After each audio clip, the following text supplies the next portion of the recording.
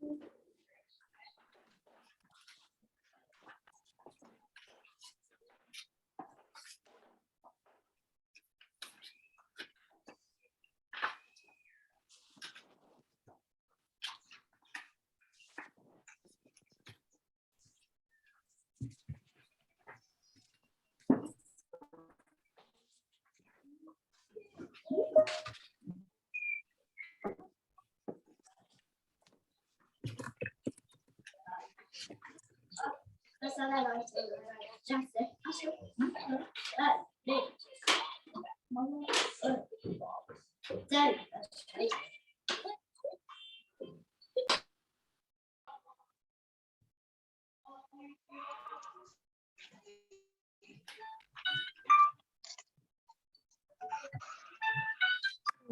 you answer it?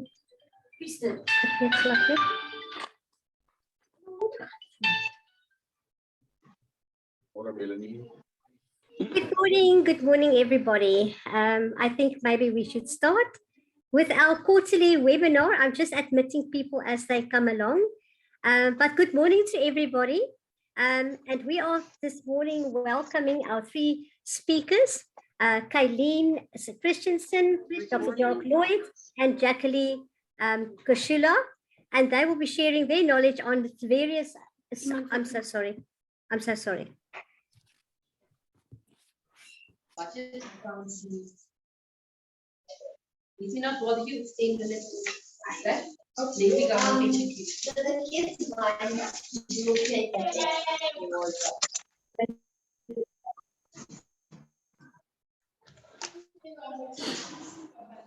Sorry, I'm just. Can we please ask people to mute their microphones, please? Unfortunately, that is very disturbing if there are so many voices in between. Okay, so let us start again. Good morning, everybody, and welcome to SADA's quarterly webinar. This morning, we are talking about sexual and reproductive health, and especially for persons with disabilities.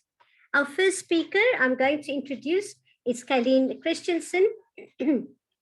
She is a passionate and dedicated autism education specialist, practitioner, and coordinator who also advocates for the rights of autistic people. She's currently completing her master's degree in psychology and aims to help diagnose and support autistic females, especially earlier in lives.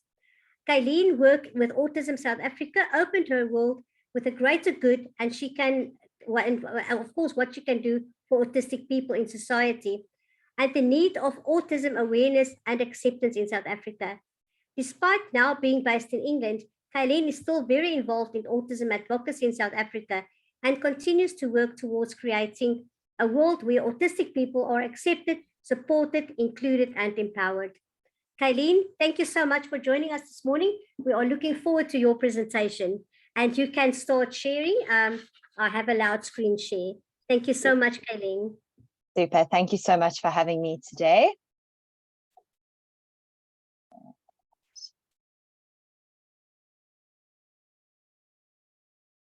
Okay, can you see my presentation? Yes, we can. Thank you. Excellent. So this is a topic that I've become incredibly passionate about, predominantly because it's not something that's really spoken about. And I think so often with any supporting any female that experiences disabilities or that has any difficulties with development, puberty is something that's kind of like pushed aside. And when you look at research and when you look at the support that families are given and females are given, there really is a massive breakdown in what happens. So I've become incredibly passionate and vocal about supporting autistic females through puberty. And I really hope that this can be transferred today through all disabilities and can help parents, carers, practitioners, teachers, anybody that supports females to offer their help and guidance in a way that encourages independence and healthy transitions through puberty.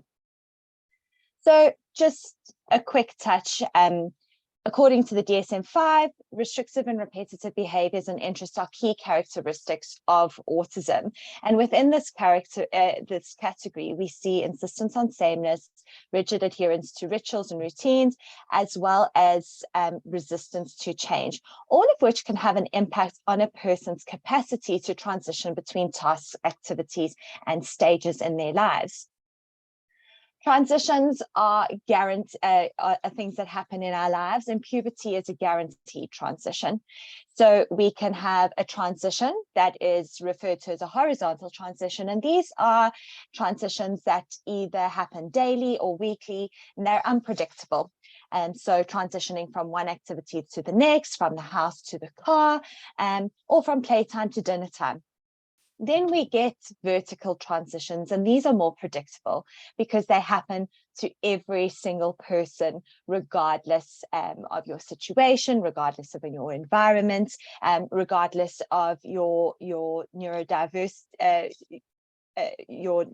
whether you're neurodiverse or neurotypical, whether you have a disability or not. They're linked to development and they're experienced by all people. And these are things like moving from pre-primary to primary school, or the transition from school life to adulthood, or a transition through puberty. Transitions are times that autistic individuals often experience difficulty. They can cause a lot of anxiety and confusion, and therefore planning for successful transitions is incredibly important. We want to ensure that there are minimal disruptions to social, academic, and personal progress. In order to ensure that there are minimal disruptions, we want to support transitions. We want to be able to offer adequate and appropriate support through times of transitions so that we can ease the disruptions that these transitions can cause. This then promotes the continuation of development and of independence, social, emotional well-being, and academic progress. In order to adequately support, we want to have a puberty transition plan. Now, as adults, we all experienced puberty a while ago. You might have had somebody sit down and speak to you about the birds and the bees, or you might have found out important information from school and from friends. If you are supporting an autistic girl through puberty, having a plan is as important for you as the adult as it is for them.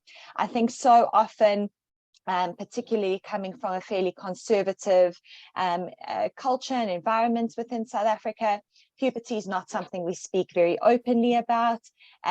It's sort of like left for the last minute, and it may only be mum or auntie or granny that speaks about puberty to a young girl, when in actual fact, we need to normalize these conversations.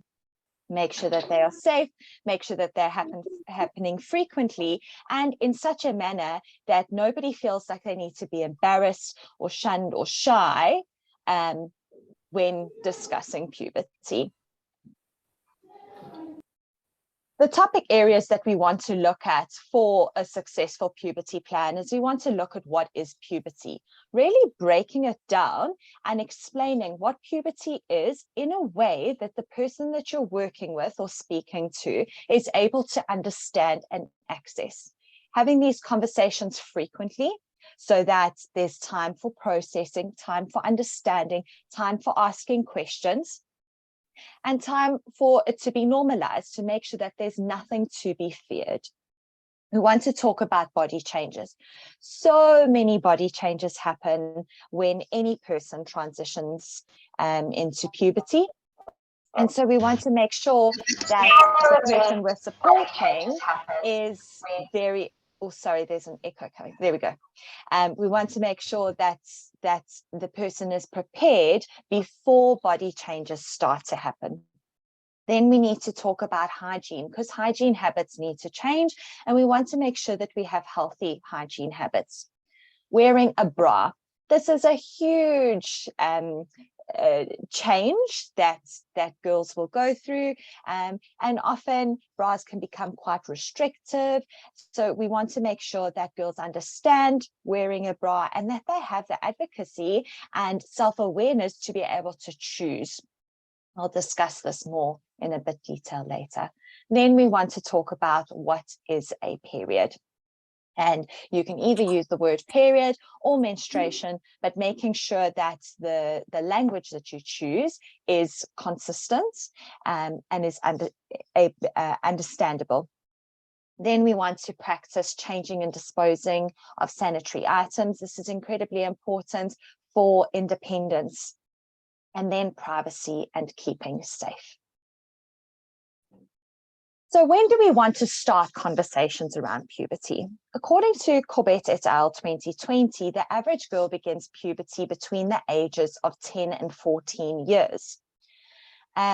This can be dependent on when mum started her period. So if we're able to access family records or able to speak to mum about when she started her period, or started puberty, we can then have a better idea of if it needs to start a little, if we need to have these conversations a bit earlier, or whether we can wait for between the ages of 10 and 14. Beginning transition strategies prior to the start of puberty might mean that the girl you're supporting will have time to process and prepare for the transition that their bodies are going to go through. In order to prevent fear and in order to ensure that the girl that we're supporting is competent and capable and not scared, we really want to have these conversations before the transition happens to allow the time to prepare. So we typically want to begin these conversations between 8 to 10 years, as I mentioned, depending on when mum began puberty herself. Now, how do we start these conversations? We want to use evidence-supported strategies to give information in a way that is real, understandable, and supports processing. Visual supports are effective strategies in supporting individuals in the preteen and adolescent categories. So we want to use visual supports as much as we can. They provide simple visual guides that can help girls with understanding what puberty is and the skills needed to manage puberty. The three visual supports that I would recommend using are visuals, social narratives or social stories, and visuals like pictures, photos, and drawings, etc. Now, our first conversation that we're going to have is what is puberty? We want to be factual, actual, and realistic. We want to make sure that what we're telling the girl that we're supporting is true. Speak about exactly what is going to happen. We don't need to beat around the bush, and we don't need to use language like the birds and the bees. We can call it puberty. This is not a time for us as adults to be embarrassed. So if it is something that you find embarrassing and you are supporting a girl, you need to find a way to overcome that embarrassment. We want to be actual, again, talking about exactly what is going to happen. Make it relevant to you. If you are a female and you have your period, speak about what you go through and make it realistic. So when we talk about blood, nobody's going to die. We're not going to end up in a bath of blood, for example. You need to make sure that you're setting realistic expectations of what we can expect. Then we want to use specific language. There are 286 synonyms for the word vagina. And that is a lot to try and understand.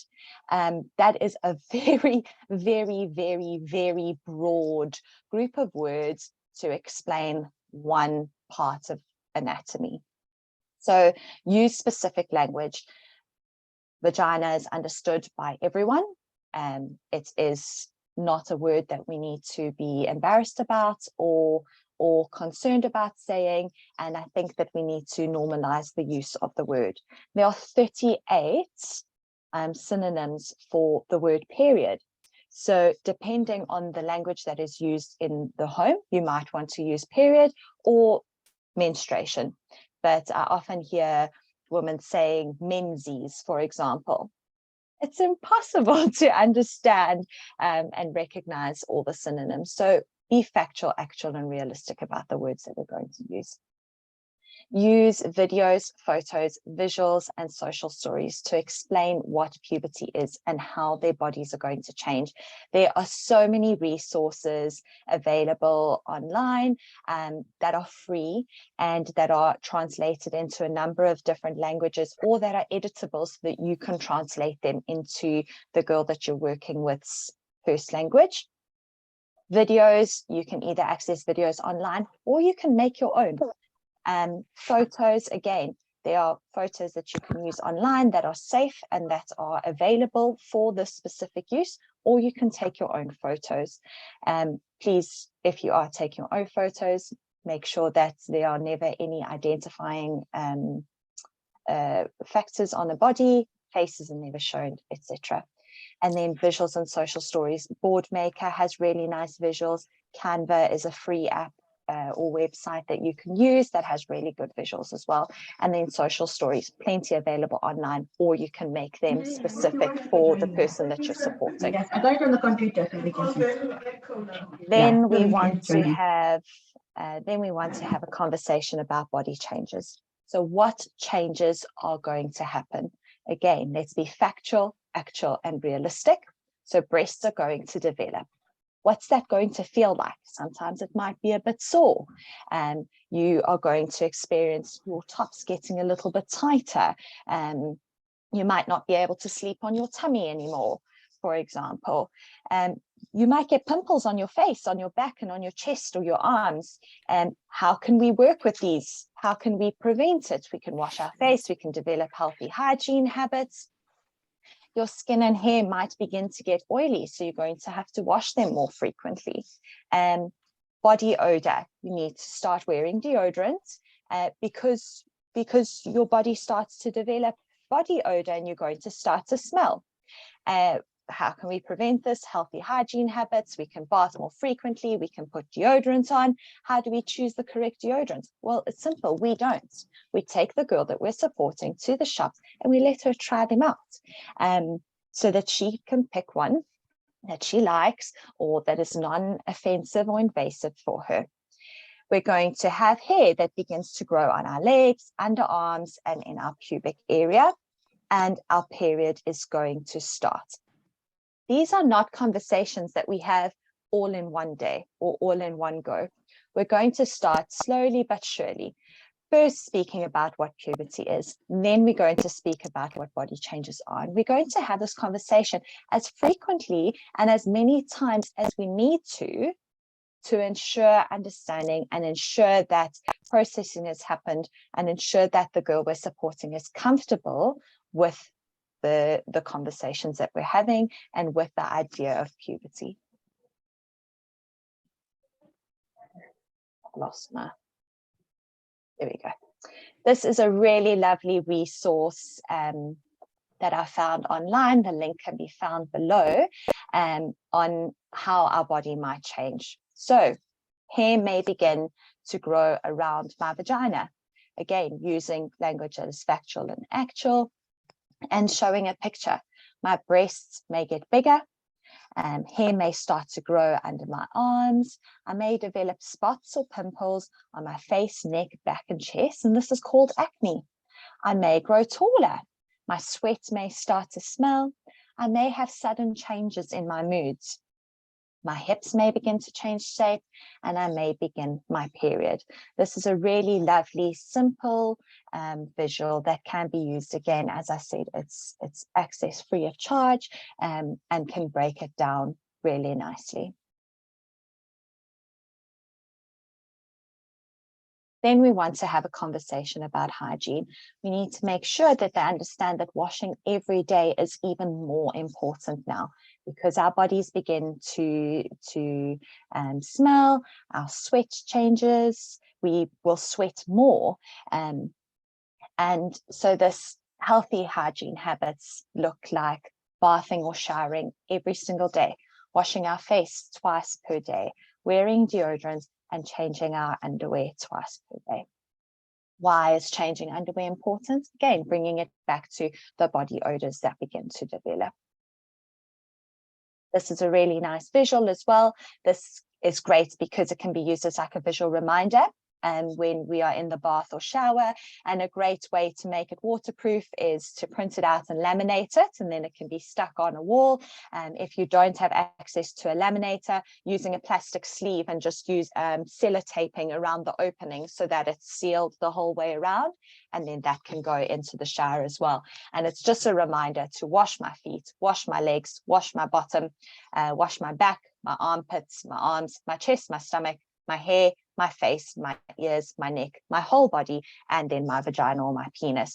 There are visuals available for this on the link at the bottom as well, where you can remove the vagina or the penis depending on who you're supporting. I just left it on for this so that if there are any people supporting young men or boys, they can see that these resources can be applicable to them as well.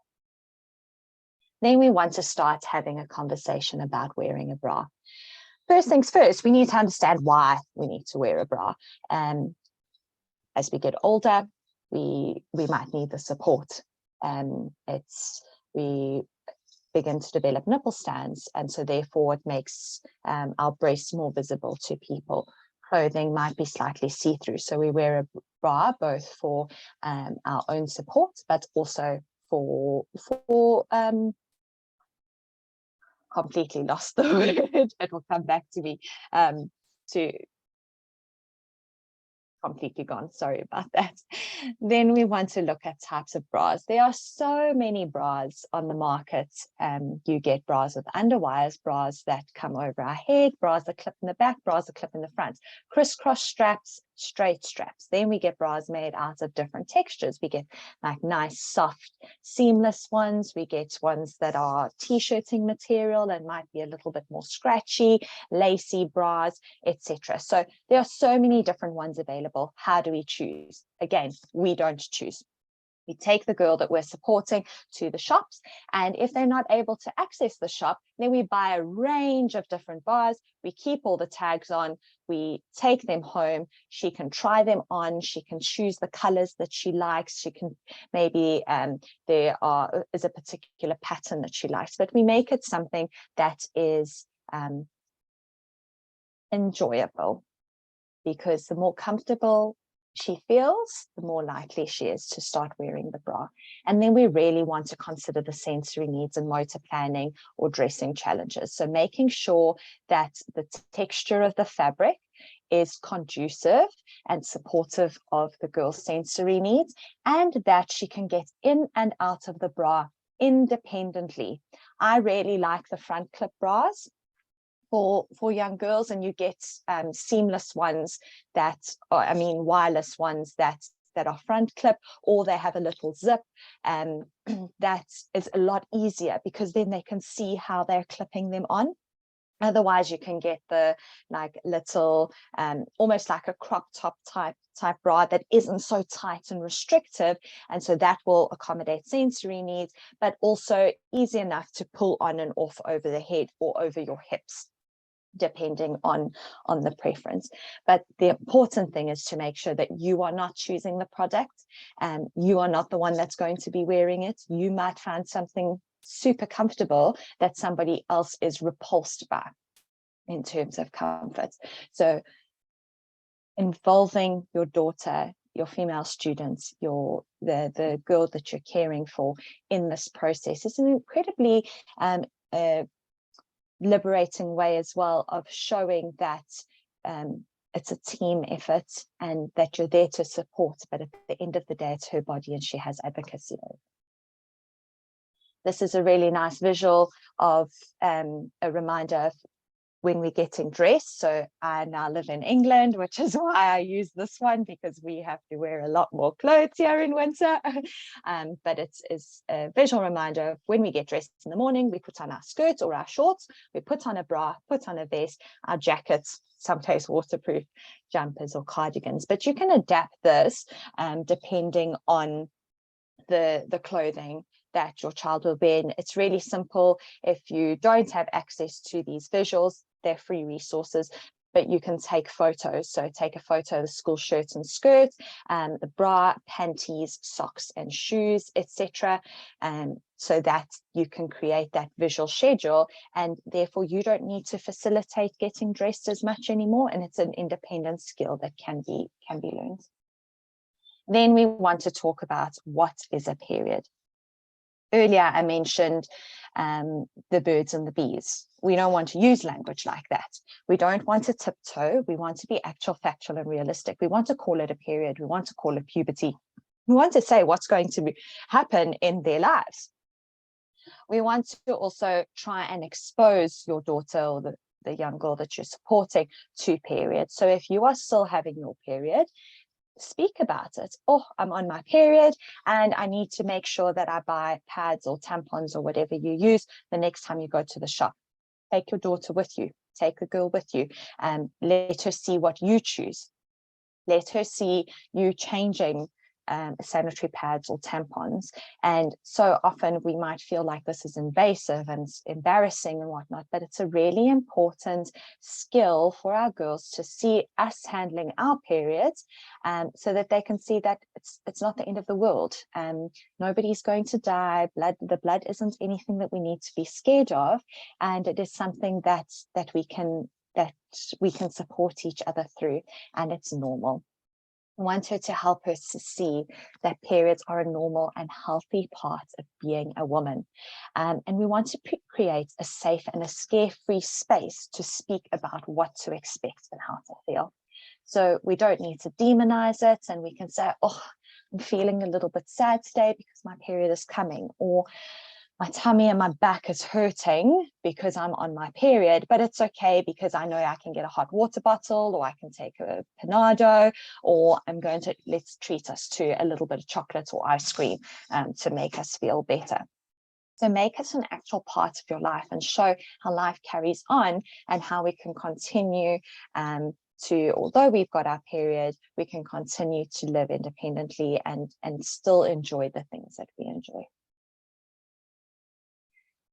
This is a really lovely social story that we can use about getting our periods. So we can say, I will begin to have my period. As my body changes, I will get my period. When I get my period, blood comes out through my vagina. I will need to use special underpants, a pad or a tampon so that my clothes don't get stained.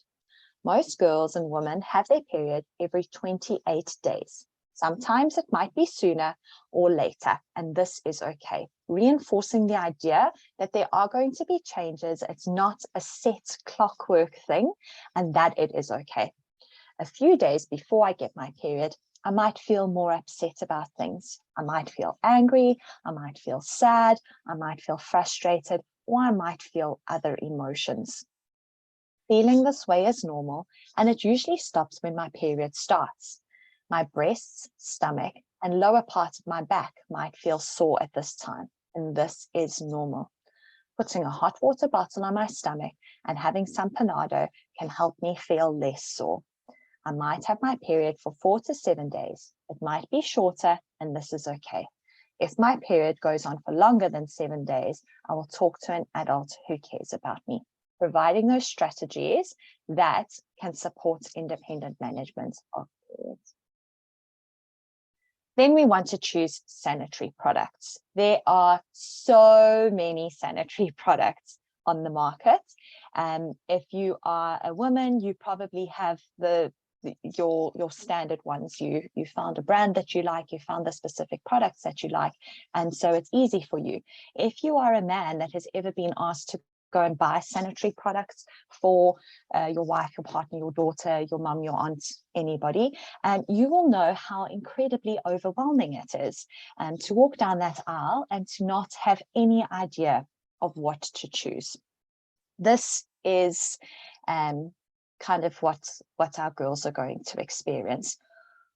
We have period panties, we have sanitary pads, we have menstrual cups, we have tampons.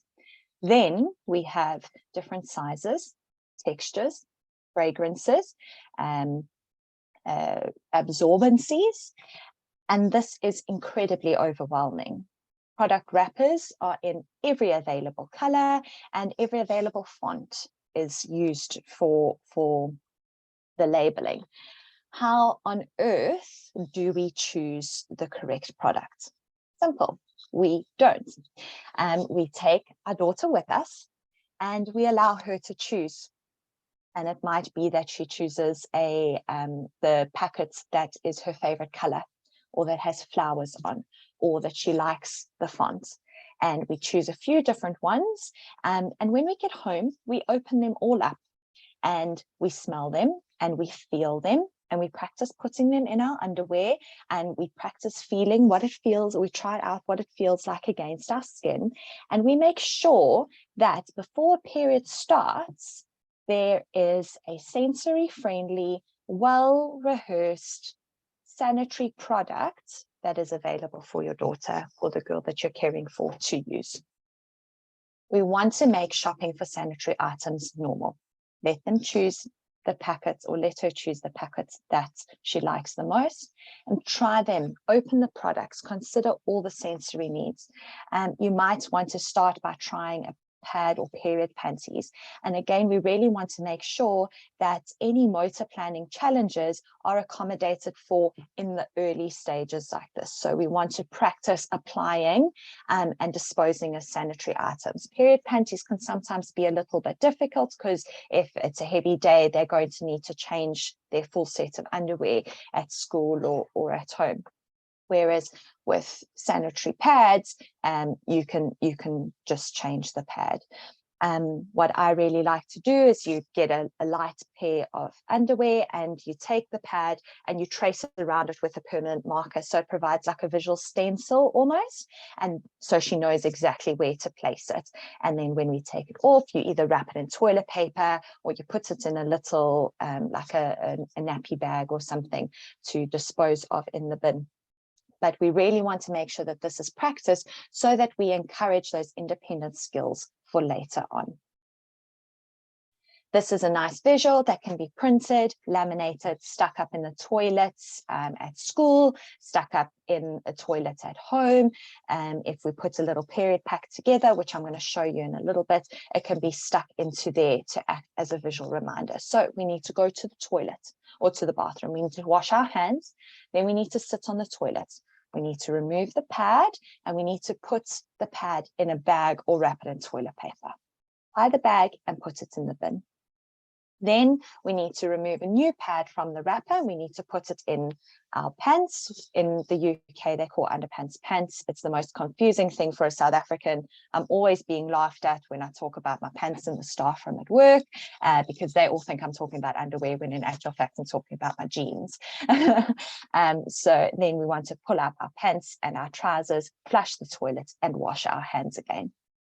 This is a really, really nice visual because it then means that you don't have to have somebody there and speaking through every step. We're encouraging that independence, and that's what we want. We want the autonomy, we want the independence. We want our girls to be able to manage menstruation and puberty on their own. How do we manage menstruation independently? We can use a period tracker, social stories, have a period pack in place, and use a visual pain scale or emotions cards, as well as strategies that can help. This is two nice options of period trackers. The one on the left is a paper-based one, so you can print out a lot and they can see the date and the month, they color in when they were on their period, and you can then make it super visual, counting the 28 days. This is when I might expect my next period. or you can see how long cycles last for. Perhaps your period only comes every 35 days, and then you know to adjust it. Or you can get the free online apps, which are the pictures on the right, and this can then be done on your phone. Again, a really nice visual. These apps also provide you with information about periods, a warning if your period might begin in the next 2 to 3 days. This is what you might be feeling. So it's very much dependent on, one, access to technology, and two, the level of support that your child or daughter requires. With the one on the left, if you don't have access to a printer, you don't need to print it out. You can also draw or write the same sort of template out. Then we've got a little social story about how I feel when I'm going to get my period. For the first 2 weeks after my period, I feel fine. In the 3rd week, I start getting headaches, I feel tired, I have trouble concentrating, or I get annoyed more often. And I know this means that I will probably get my period in a few days. I know these feelings will go away and that I will feel better soon. This is a really nice, coming back to the social narrative, this can be read frequently, and so we can read it every single day between periods, or every 2nd day or 3rd day, as frequently or infrequently as the girl that you're supporting needs. Then this is a little period pack that you can put together, and the idea of this is so that it can go into a school bag or a handbag, and nobody's ever caught off guard. So we have the little bag, the brown bag, that you can keep everything. We've got a fresh pair of underpants, we've got sanitary pads, we've got some sweets for if they need a little bit of a pick-me-up, cleansing wipes because we're promoting hygiene, tissues, hand sanitizer, and a plastic bag to dispose of. And all of this can go into the little bag. It's discreet. When your daughter needs to change her sanitary pad or sanitary products, she just takes that bag with her to the toilet without having to take her whole school bag, or without getting to the toilet and realizing that there is that her period has either started, or that she needs to change her sanitary products. This is a visual pain scale, and you can change the pictures or the words depending on the language that the girl that you're using uses. So I've also done one with cartoon characters. So the least favorite will be hurts the most, and most favorite, there's no hurts. So it can be adapted and made really personalized for the girl that you're supporting. And then resources to support independence. We want checklists for getting dressed, because then you don't, as an adult, they don't need, an adult does not need to remind them or check in on them. Visual reminders during bath and shower time, teaching those independent skills and making sure that, again, you don't need to have an adult with them. Step-by-step visuals on how to change sanitary products, and then the social stories as a reminder that can be read as frequently as required. Communication is key. Not all feelings and emotions can be put into words.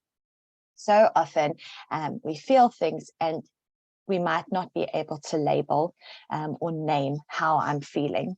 So visuals can help with understanding, processing, and with communication.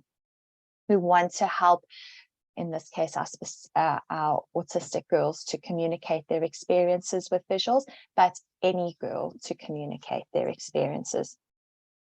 And these are the characters from the cartoon Inside Out, which can be nice and easy to break down how they're feeling. A hugely important topic, and one that I'm so grateful for that we get to speak about during Women's Month, is the privacy and keeping safe. We really want to ensure that while supporting our girls in this transition through puberty and teaching skills for independence, we're also teaching skills for keeping safe. So public and private, what is what is public, what is private, what we can speak about in public, what we can do in public, what we need to do in private, but also privacy in public. So if you're out in the shopping mall or you're out at school, how can you still have privacy? Ensuring that the door is locked when you go to the toilet, knowing where toilets are and how to seek those out, and who are safe people to speak to.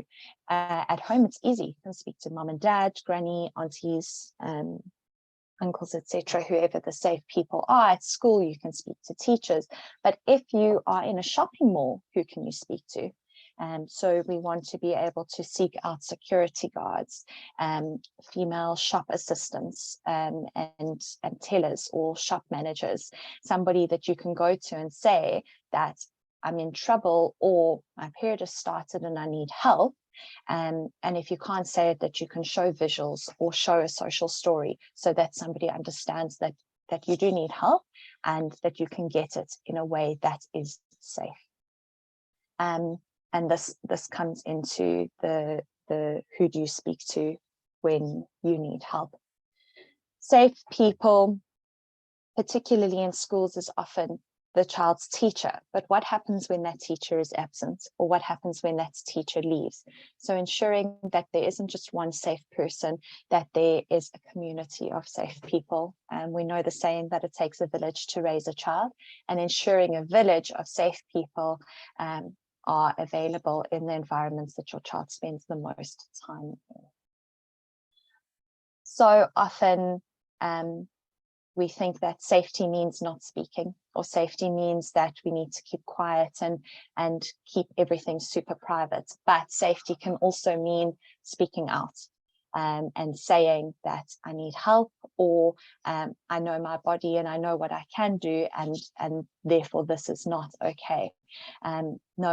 Allowing our girls to learn to say no, and to learn to ask for help, and who they can ask for help with is I think the forefront of this. And independence is not leaving them on their own. Independence is providing them with the advocacy that they need in order to be successful in this incredibly important area of their lives. These are the references that I used today, and thank you very much for this opportunity. Thank you so much, Kylene. This was so informative, and I think that we forget sometimes that on a very practical level, coming of age, growing up, and puberty, whatever you want to call it, is something that happens to all of us, and it's not something to be feared. If approached like this, very practically, very fact-based, it can be a wonderful experience instead of a fear-based, awful experience. I think when a girl gets to the age where she starts having her period, it should be celebrated. And I always think that, you know, we grew up in an age where you didn't even talk about it. It was sort of not the thing, it wasn't out in public, it's something to be hidden. And I think today it can be celebration. Maybe on that day, her first period, her dad can actually bring her a flower and have a, you know, celebration at home. She's prepared for what's happening to her body. And from then on, it's just a normal thing of life that's happened. So thank you so much for sharing. And thank you for making your presentation available to all of us. I will share it afterwards. Thank you. Okay, our next speaker is Dr. Jacques Lloyd. As he's already started sharing his presentation, I would just like to introduce him quickly. Jacques is a quadriplegic with a C6 spinal cord injury, functioning, excuse me, people, functioning at a very high pace. During the last 25 years, he's been working and studying internationally and in South Africa in the field of health and rehabilitation for persons with disabilities. He studied sports science at Stellenbosch University, specializing in physical rehabilitation of persons with disabilities. He completed his master's degree in Belgium and Norway, focusing on adapted physical activities, physical education, rehabilitation sciences, and physiotherapy. In 2019, he completed his PhD, focused on the field of disability, HIV and AIDS, and TB infection. He is involved in numerous disability rehabilitation, health, HIV, AIDS, and TB-related activities in Africa.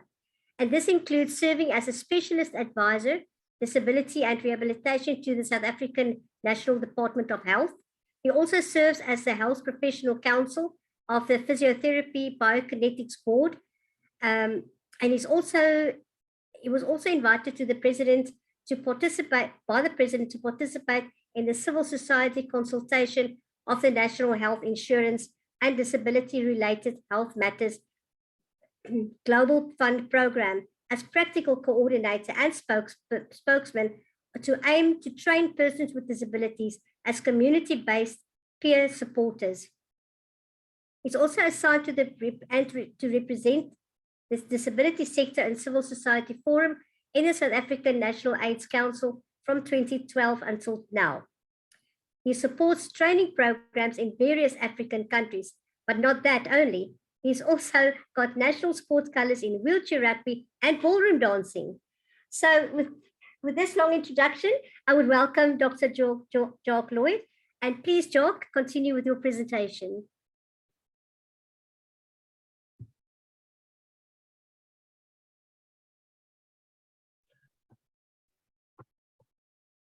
Hi everyone. Jackie, can you assist me in how do I get this on? So Jacques, just go to slideshow, click on slideshow at the top there. Can't get.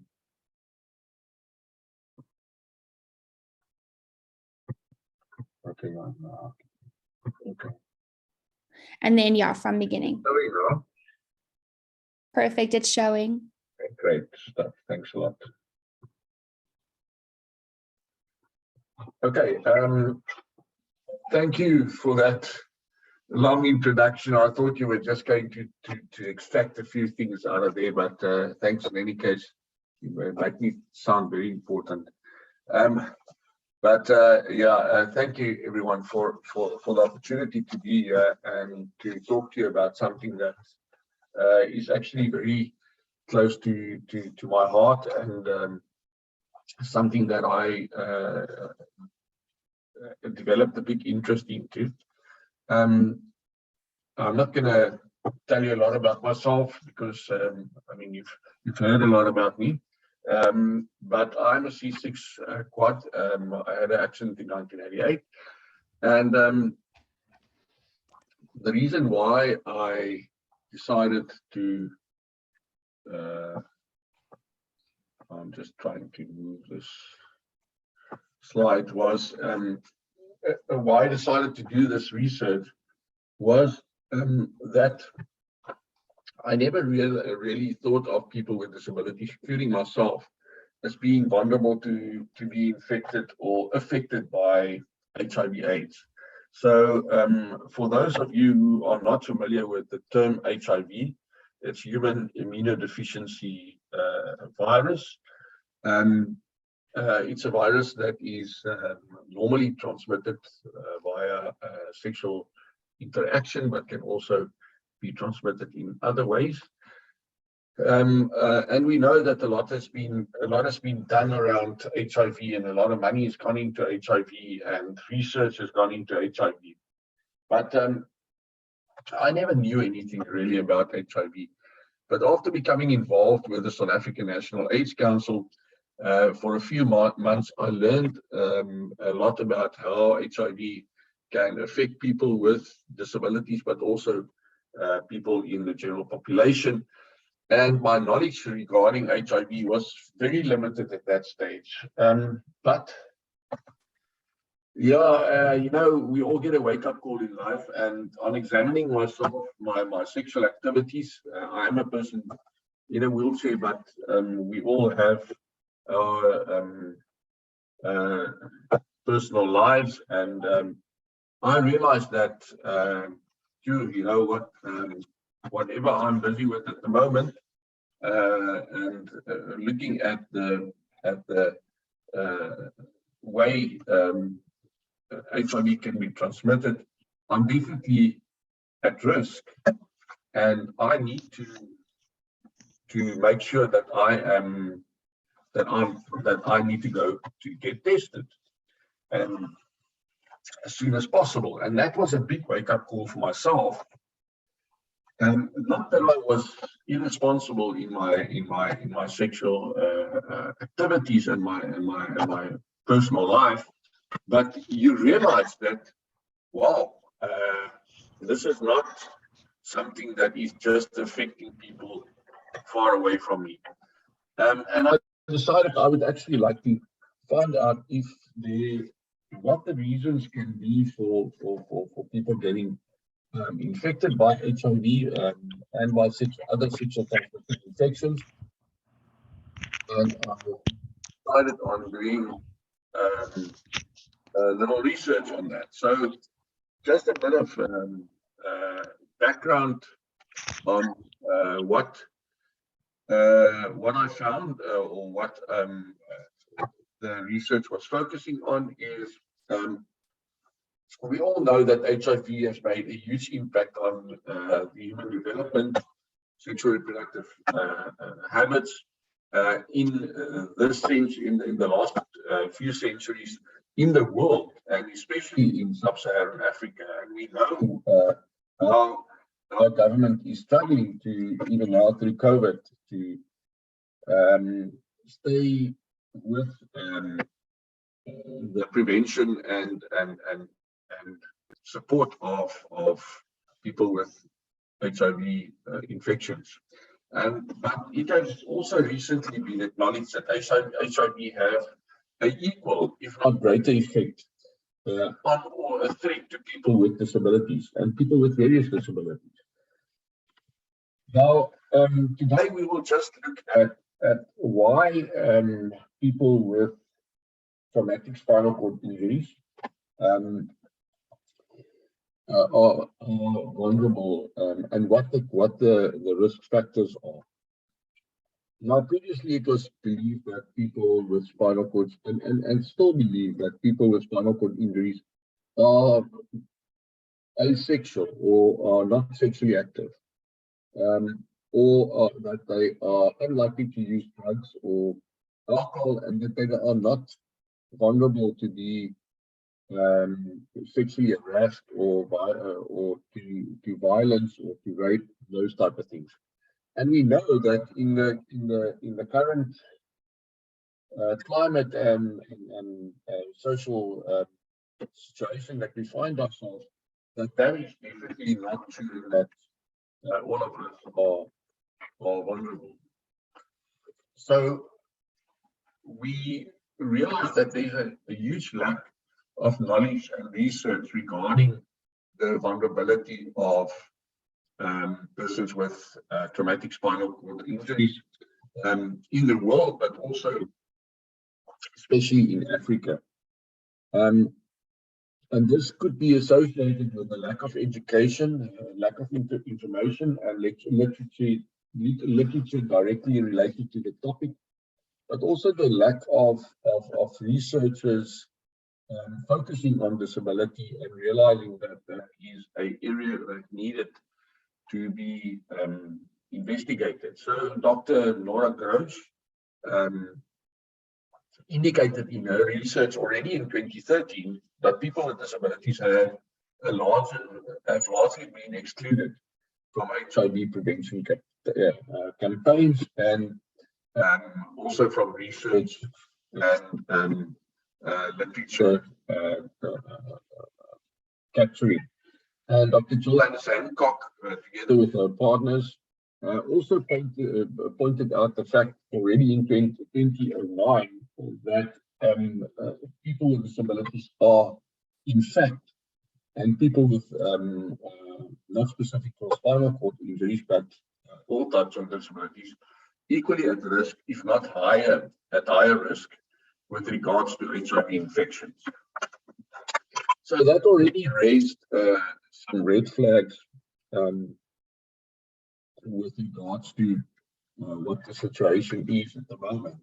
And that brings me to looking at what is the aim of this research. So I decided to focus on looking at the behavioral factors that can contribute to the vulnerability of people with traumatic spinal cord injuries being infected with the HIV virus and other sexual transmitted infections. And to break that down a little bit, the special objectives were to determine and describe the sexual behaviors of individuals with traumatic spinal cord injuries, and then to determine and describe the mediating factors for HIV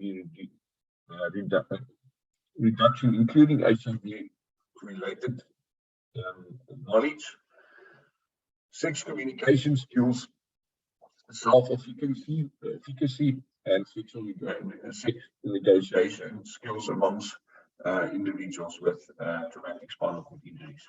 And the last objective was to determine the predictive factors of risky sexual behavior among individuals with traumatic spinal cord injuries. So we need to understand what the factors are that that do influence us and that actually enhances the risk.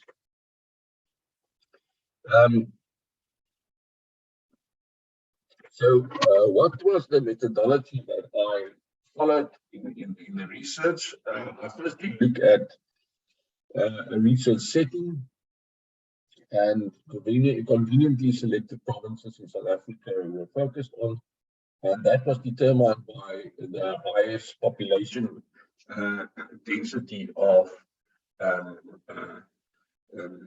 people with disabilities at that stage. So we looked at Gauteng, 24%, KwaZulu-Natal 19%, Eastern Cape 12.6%, Western Cape 11.3%. We also I also used the research design that I used was a mixed method research design, and we focused on the first stage was collecting quantitative data via a questionnaire, and then supporting that the second stage with quantitative data, doing interviews with people. Today, I'm only going to focus on the qualitative data and look at the results of that.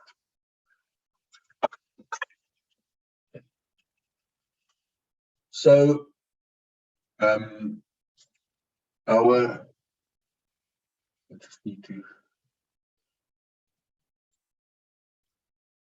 get this out of the way. Sorry. Okay, so first of all, what we did is I went and I looked at where can I get a good enough study population, and I contacted the Quadriplegic Association of South Africa, and also previously worked with them on a sexual behavioral change program, and we identified clients in those different provinces. Also calculated, according to their database, calculated a reasonable sample. The sample size was calculated at 316 participants, and we personally invited those people to ensure the protection of personal information as stipulated in the POPI Act. Approximately 330 individuals indicated that they were willing to be contacted. The inclusion criteria was that you had to be above 18 years of age, you had to reside in South Africa, and you had to have a medical diagnosis of a traumatic spinal cord injury.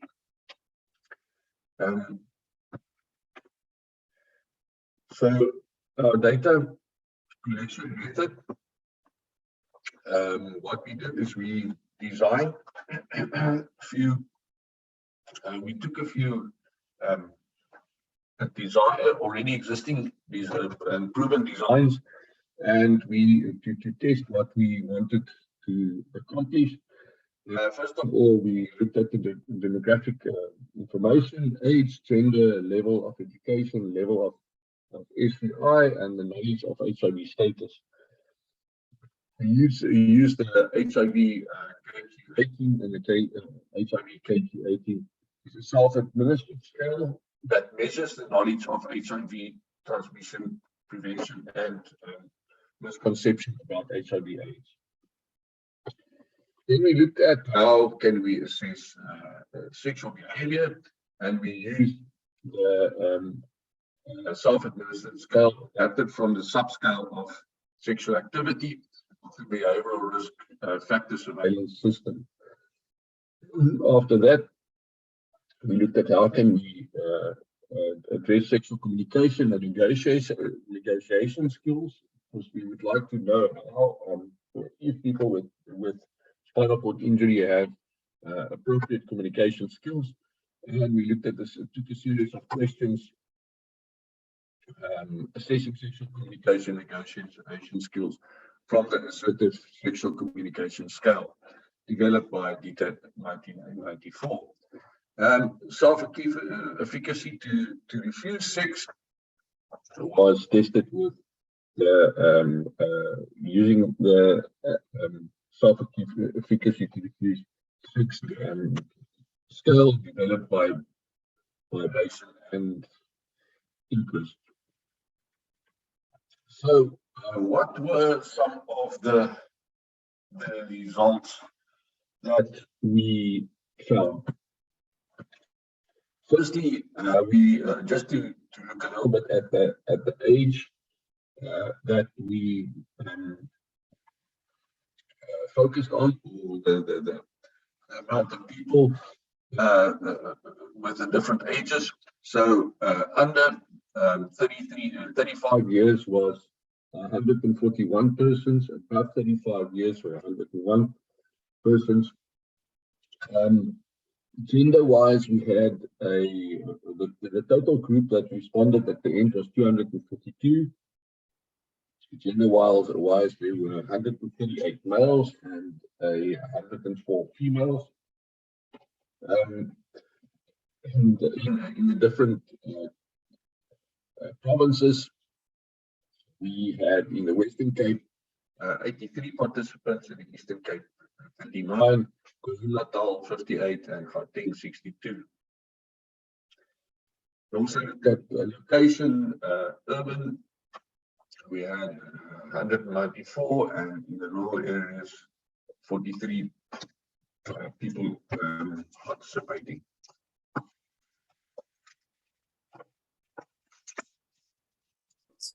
So we also, so we also included quadriplegics, 90 people were quads, 125 were paraplegics, and 10 indicated that they were tetraplegics.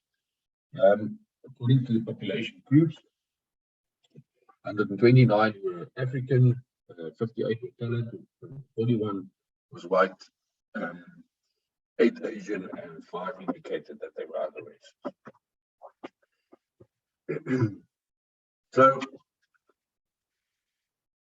looking at some results with regards to risky behaviors identified, the majority of people, 90%, reporting having sex in their lifetime. Okay, so that includes before they had the injury, because we looked at traumatic spinal cord injuries. But 71.5% indicated that they were sexually active at the time of the survey. So that already shows you that people with traumatic spinal cord injuries has a active sexual lifestyle. So significant more males than females reported multiple sexual partners. And that was quite concerning, where also 47.5% indicated no condom use with last sexual intercourse. Only 24.8% knew their HIV status, and significant more females than males using status. Excuse me.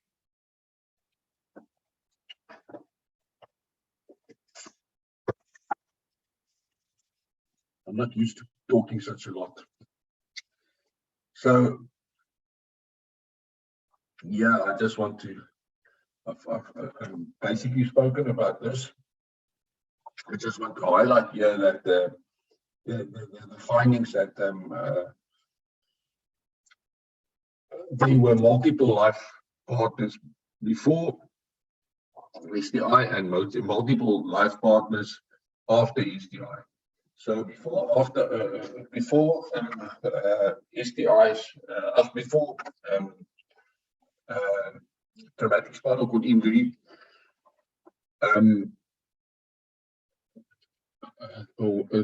people indicated that they had one partner.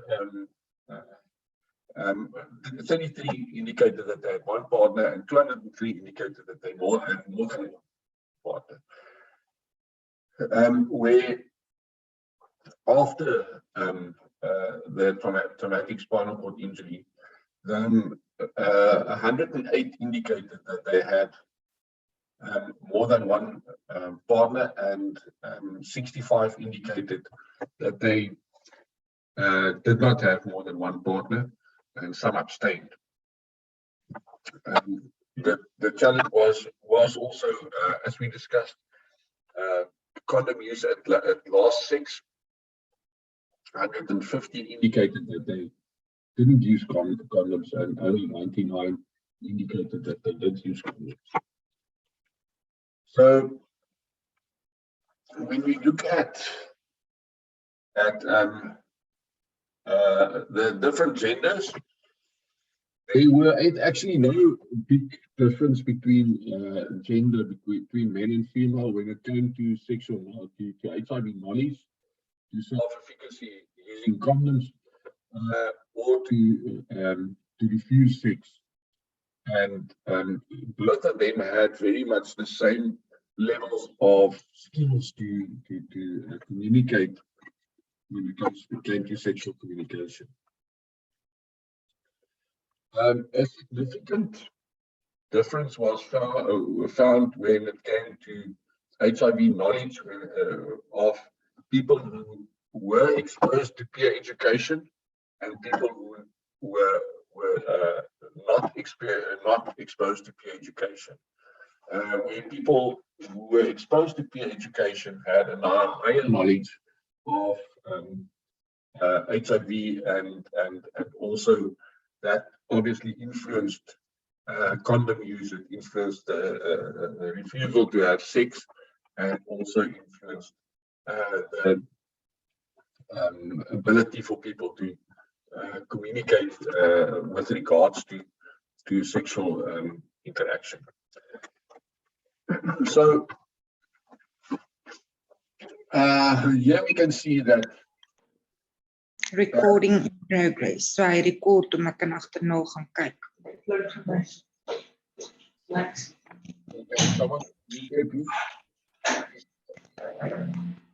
In the discussion, lastly, in the discussion, it is clear that individuals with spinal cord injuries remain sexual beings, as we indicated that in the study, 71.5% of participants reported being sexually active at the time of the survey.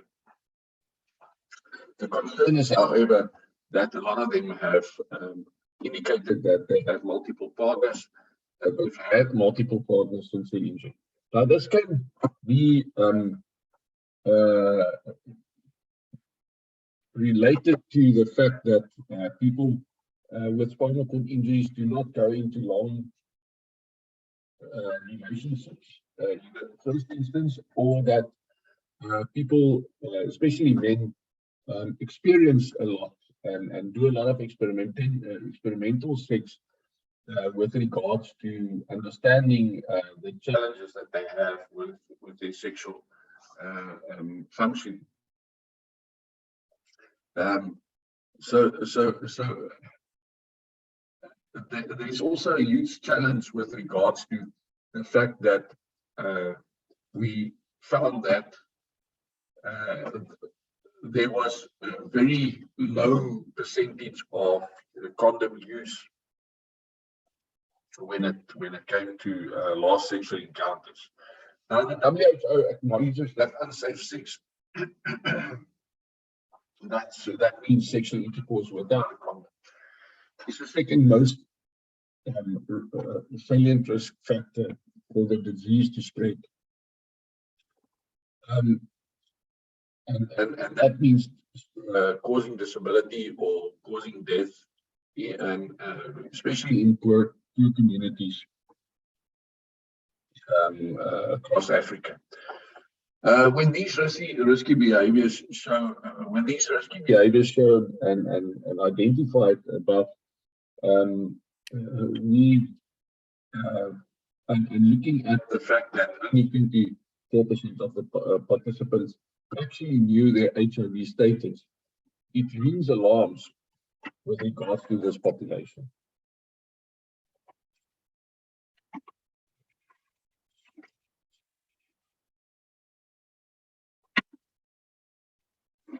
So, research in various parts of the world suggested that significant knowledge regards HIV is a necessary first step through to prevent the spread of HIV and AIDS. And in a closer look at the levels of knowledge of HIV for both males and females, where males scored an average of 12.49 out of 18, and females scored 12.5 out of 18. It is really a problematic situation. But we could see that the important role that peer education plays are very evident in the study. And those who have received peer education with regards to HIV had significant higher HIV knowledge scores than those who have not received any peer education. Now, the conclusion is it is clear that individuals with traumatic spinal cord injuries are vulnerable to the risk of HIV infection. And concerted efforts need to be made to protect this vulnerable group. We need to look at means to empower them and to improve their HIV knowledge and include them in programs. That is why we actively need to state government to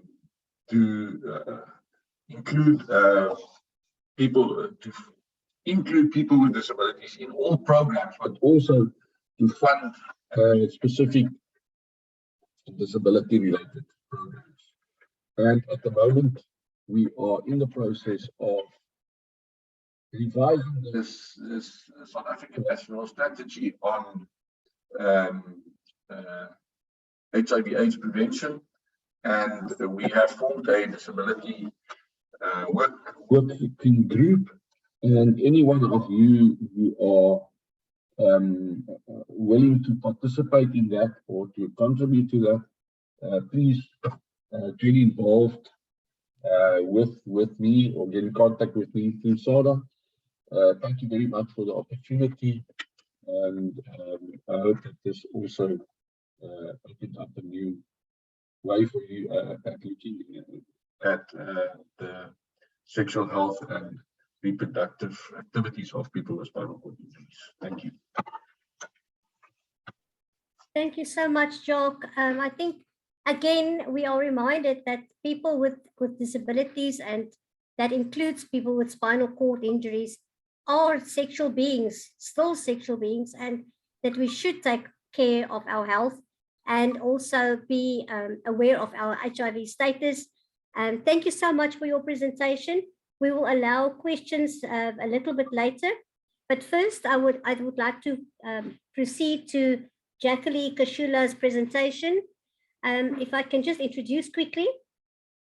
Jacqueline holds a bachelor's in public health degree, and she works as a project coordinator at Africa Rehabilitation and Research Consultants, a non-profit company based in the Western Cape and focused on health, rights and inclusion of people with disabilities in South Africa and globally, where she provided administration and project coordination on a number of health projects, programs, and consultancy. During her time at the ORC, she was also the project lead for the Her Voice Fund project, which ran from 2020 to 22, a global fund project funded by V2V, Healthcare Positive Action, and Y Global, focusing on the sexual reproductive health and rights of adolescent girls and young women with and without disabilities in South Africa, of which she's recently received a scholarship to attend the AIDS 2022 as a main speaker and organizer to present on sexual reproductive health and rights research as best practice examples among those for adolescent girls and young women with disabilities. Her last place of employment included Department of Health, where she served as an administrative assistant and in the disability health unit, especially focused in HIV, TB, and non-communicable diseases to the deputy director, and she was the special advisor in disability and health. So thank you so much for Jacqueline for also being here this morning and presenting us with your presentation. Thank you. Thank you. Good morning, everyone, and welcome. Thank you for having me. I just want to apologize in advance. We have a family bird. She's been very quiet the whole time, but now all of a sudden she wants to speak. So if you hear in the background, I'm sorry. Today I'll be speaking about the sexual reproductive health needs and rights of adolescent girls and young women with disabilities in South Africa, but specifically focusing on research and best practice. And as previously mentioned, Melanie stated it was through her Voice Fund.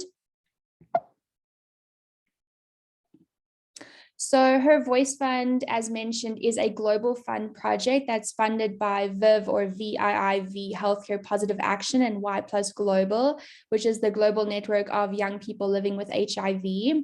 And then throughout all the projects, we also had partner organizations and other organizations helping and providing assistance. And this included the South African Medical Research Council, or the SAMRC, the Department of Health, and UNAIDS. And the Her Voice Fund projects were undertaken and implemented by ARC, which is a Freak Rehabilitation and Research Consultants. It is a nonprofit company that's based in the Western Cape, and that primarily focuses on the health, inclusion, and rights of people with disabilities, not only in South Africa, but also globally. And I'd just like to highlight that Dr. Jacques Lloyd is one of the directors. So he does do a lot of amazing things. So just a bit of a background into the project itself, but also why we were focusing on adolescent girls and young women, both with and without disabilities, but especially with disabilities, and why sexual reproductive health and rights.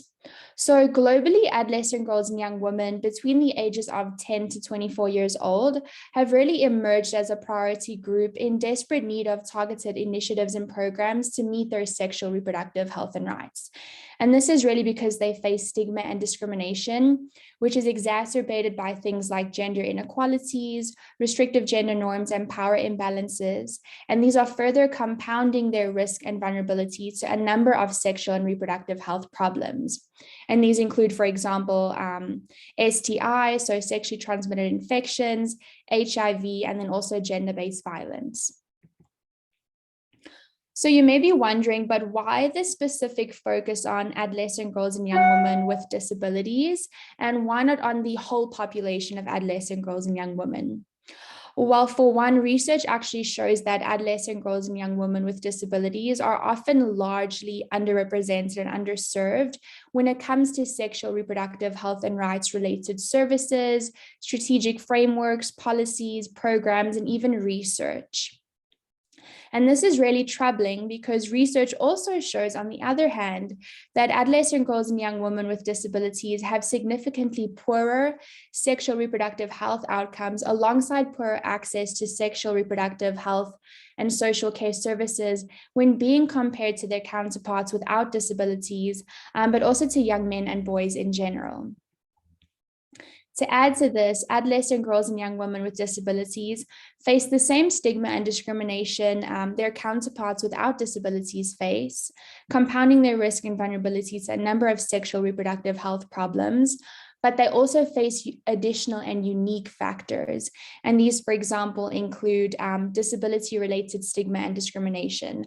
So, for example, the common societal misperception that people and youth with disabilities are asexual, or that they're just not interested in sexual activities, or that they're unable to engage in sexual activities as a result of their disability. And we find, and oftentimes this is infactual, it's not true. But also the misperception that if they are viewed as sexual beings, they're viewed as not being part of the LGBTQIA+ community. So they're viewed as being straight or cis. It's also including physical barriers and factors. So, for example, not having wheelchair access in clinics, or not having audio formatted health messages for people and youth with visual impairments. And then lastly, also economic barriers and factors. And these are really just related to the additional and heightened disability-related healthcare costs that many people and youth with disabilities are facing. So this just really brought us to want to shed more light and gather more information on the topic, but specifically within South Africa. When we were looking at research, there really is minimal research. A lot of our secondary research actually comes from our partner organization, the SAMRC. So with that, we really wanted to do our own, and we did that through one of the Her Voice Fund projects. So from December 2020 to February 2021, we conducted and gathered research in 2 of the South African provinces, Gauteng and the Eastern Cape. And we did this by conducting pure facilitated telephonic surveys and interviews because COVID was rife and we wanted to keep everyone safe. And we really aimed it at adolescent girls and young women with disabilities between the ages of 15 to 24 years old. So throughout this whole process, we were able to reach 148 adolescent girls and young women with disabilities who form part of our participant group. Just a short little bit of demographics on the group. The average age was 20.5 years old. Majority of the girls and young women were African Black, and this was followed by colored and then white. And then when looking at the types of disabilities they have, majority indicated that they have a physical disability. And then this was followed by 10% with a sensory disability, 7.1% with a developmental disability, 4.3% with intellectual disabilities, and 1.4% with learning disabilities. So quite a good mixture of different types of disabilities within the group. Now, to really gather a picture on the sexual reproductive health and rights, challenges, issues, needs, and requirements of the adolescent girls and young women with disabilities in these 2 provinces that we were working with, we wanted to focus on a few key factors that really have an impact and an effect on sexual reproductive health and rights. And one of these was education and knowledge, but more specifically, knowledge of HIV. And this is because we were seeing research from Sub-Saharan Africa that was indicating that 7 in 10 young women don't have access to comprehensive knowledge on HIV, and only 29.8% have basic knowledge on how to protect themselves and keep themselves safe from acquiring HIV. So when looking at our own participant group, we found that 41.4% indicated that they had only completed some of their secondary schooling. So they had done their schooling up until a certain point and then had quit or stopped for some reason. And I'll explain why this is important in a minute. And then regarding their HIV knowledge, we used the HIV-KQ test with a total possible score of 18. And we found that 41.7% of them scored 25% and less on their overall HIV knowledge. and 16.5% scored 50%. So quite a large portion of our adolescent girls and young women with disabilities that we were working with had really scored low on their overall HIV knowledge. And this included knowledge on how HIV is transmitted, who can get HIV, how do you keep yourself and others safe from HIV, etc. So like I said, you may be wondering, but why education and knowledge when it comes to sexual reproductive health and rights, and especially amongst adolescent girls and young women with disabilities in the country? Well, for one, there is a large and still growing education gap that is noted between adolescent girls and young women with and without disabilities, with those with disabilities being largely disadvantaged due to the social, economic, and physical barriers they're facing. To add on top of that, adolescent girls and young women with disabilities in South Africa have limited to no access, provision, and inclusion in CSE, so comprehensive sexuality education. Now, what is the impact of all of this? Well, population-based surveys in sub-Saharan Africa have actually shown that less educated adolescent girls and young women with and without disabilities are, for example, less able to negotiate safer sex, have less control over sexual decision-making, have less knowledge on how to conduct their health and have healthy practices when it comes to their sexual and reproductive health. And this is being compared to adolescent girls and young women that are more educated. To add, greater gains in HIV prevention, but also decreased rates of new HIV infections are noted in countries where there are higher rates of secondary school completion amongst adolescent girls and young women, but also where there is the provision of educational and behavioral initiatives such as CSE and counseling. Another factor we really wanted to focus on was violence and abuse, with specific focus on intimate partner violence, or IPV, and rape, as both are major issues within the country. They're epidemic, but then also during COVID-19, these increased. To add on top of that, research shows that adolescent girls and young women with disabilities are 3 to 4 times more likely to experience violence and abuse as compared to adolescent girls and young women without disabilities. So when looking at our own participant group, we asked the group if any of them had been physically forced into sexual intercourse when they did not want to. At any time, it wasn't most recently when peer facilitation was conducted. So this means non-consensual sexual intercourse, or rape, and 15.7% indicated that they had been raped. And then when looking at IPV within the past 12 months from when peer facilitation was conducted, 20.7% indicated that they had experienced physical IPV, and this included being hit, being forced or pushed into an object, so for example, being held up against a wall, but also being hurt or injured with a weapon or an object. And then 19.3% indicated that they had experienced within those past 12 months sexual IPV. And this included forced and non-consensual kissing, touching, and sexual intercourse.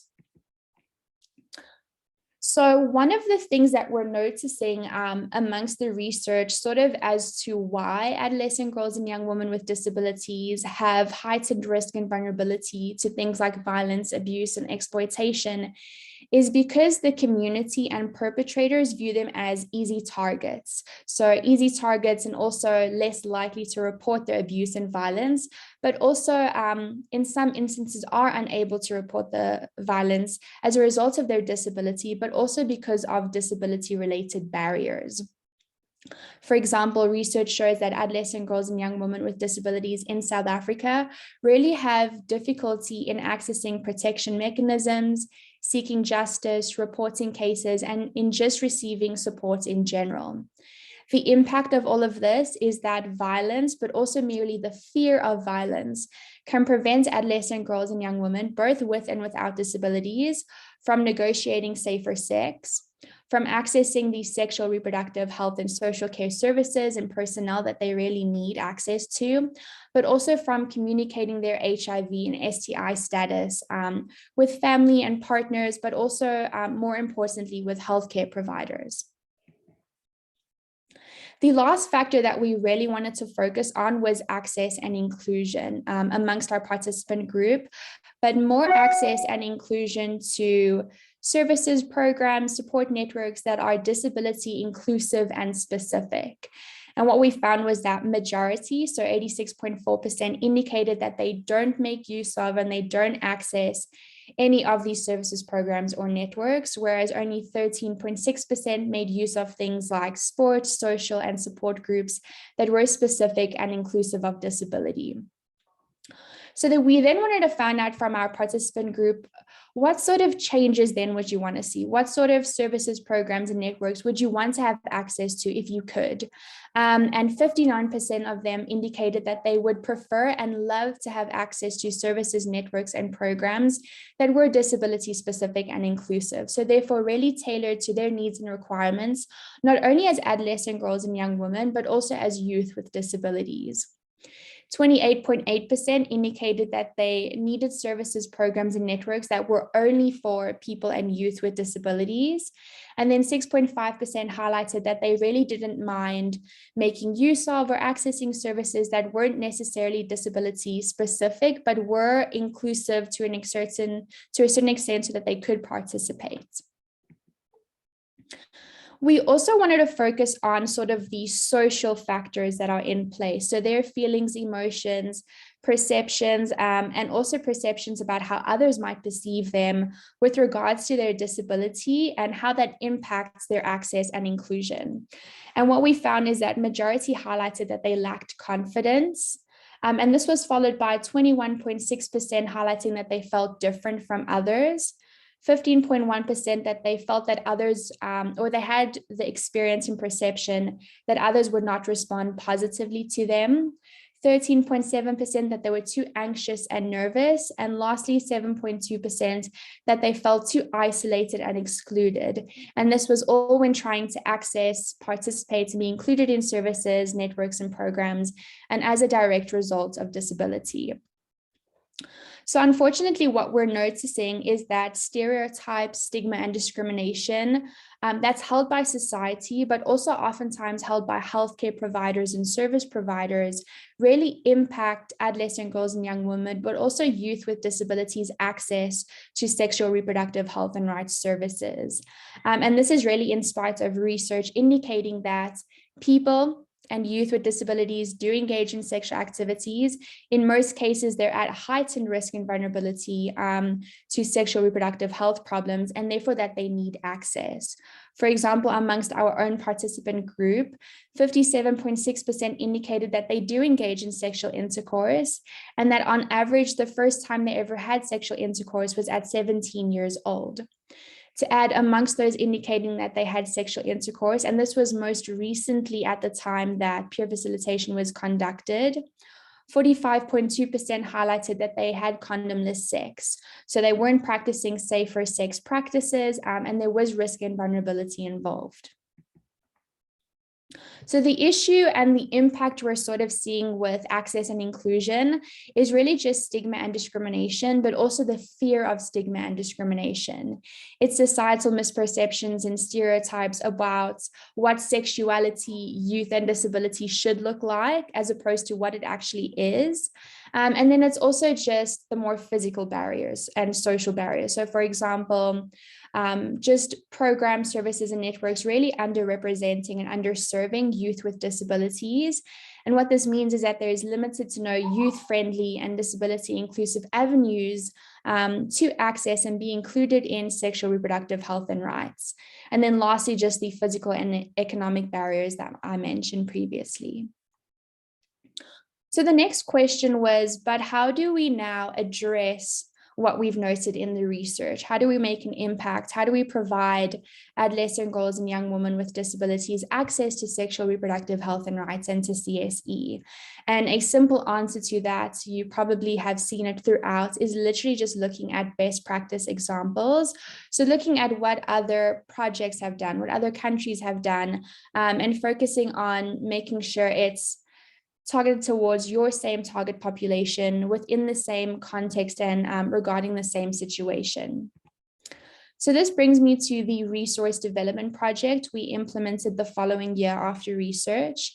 So this was from July 2021 to February 2022 this year.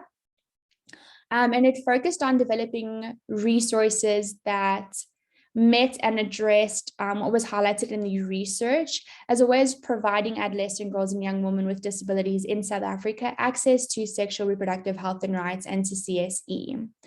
As I previously mentioned, we collaborated with a whole host of partner organizations, but more importantly, we collaborated with adolescent girls and young women with disabilities, as well as peer facilitators and peer support. And that was really important every step of the way, just making sure that we are meeting their needs and requirements and appropriately addressing them.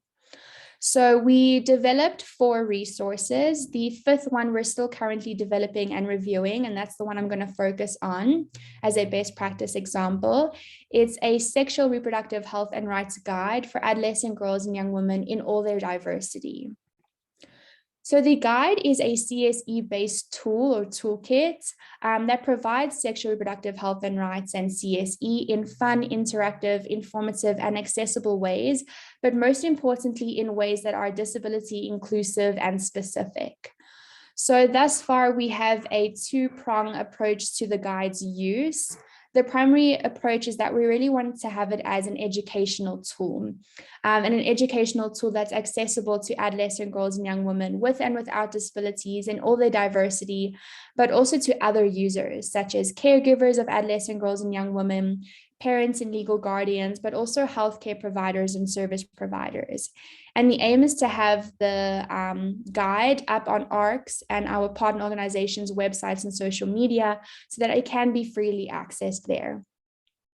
The second approach to its use that we really want to focus on is having it as a training tool, and therefore having it accessible to other organizations, to peer supporters and peer educators, and to schools and institutions that really want to provide information and education, as well as CSE to adolescent girls and young women with disabilities and without disabilities that are part of their networks and within their reach.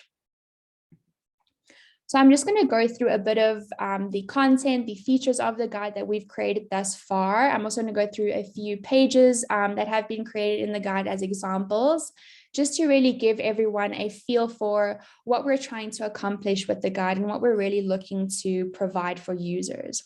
So the guide covers a wide range of sexual reproductive health and rights topics, and this includes, for example, women's health care, puberty, menstruation, abortion care, STIs, HIV, violence and abuse, contraception, and honestly, so much more. There's a lot in the guide, but then it also provides information on services and products within South Africa and where to access them, as well as information on organizations, helplines, and services that can be accessed for health and social care, but also for additional help and support. So as an example, in the middle of the screen is a page from the guide, and it's just providing information on contraceptive methods.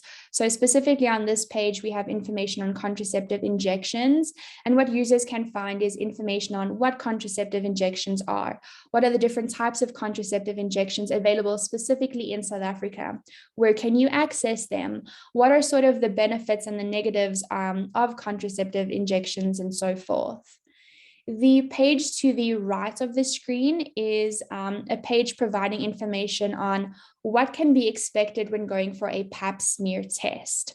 So what we try to do throughout the guide is provide what to expect information on health assessments, procedures, operations, health tests, really just to provide users with as much information as possible to sort of understand the processes, understand what to expect, what's going to happen, and then following from this, what your results mean, and then also just helping with questions. So what specific questions to ask your healthcare providers so that you have the comprehensive knowledge that you need to conduct your health in more health conducive ways.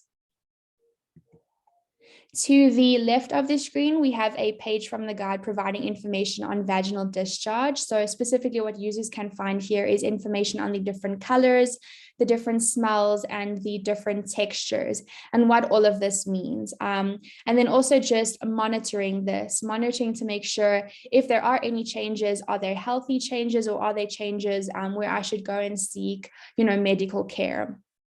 So just providing as much awareness as possible so that they can make their own choices themselves, but also identify things themselves. In the middle of the screen, we have information on abortion, but specifically the legality of abortion. So abortion laws within the country, what are the specific timelines that you can have an abortion? What are the specific requirements within those timelines? What are your specific rights related to abortion within South Africa? Where can you access abortion? The next few pages follow on safe abortion practices. How do you identify safe abortion practices? How do you identify abortion practices that might not be safe? And then the last page to the right, we have information related to masturbation. So this is just questions that not only adolescent girls and young women, but youth in general might have about masturbation, and the following answers. So within the guide, we are not shying away from any topics that are considered taboo or sensitive. We're providing information, comprehensive information.